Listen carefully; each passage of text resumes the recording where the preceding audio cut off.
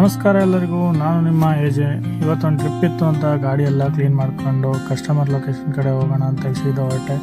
ಹಾಗೆ ಹೋಗೋ ದಾರಿಯಲ್ಲಿ ಒಂದು ಟೀ ಕುಡ್ಕೊಂಡು ಅಲ್ಲಿ ಸೀದಾ ಕಸ್ಟಮರ್ ಲೊಕೇಶನ್ಗೆ ಹೋಗಿ ವೆಯ್ಟ್ ಮಾಡ್ತಿದ್ದೆ. 10 ಗಂಟೆಗೆ ಬರ್ತೀನಿ ಅಂತ ಹೇಳಿದ ಕಸ್ಟಮರು ಬಂದಿದ್ದು ನೋಡಿದ್ರೆ 11:15.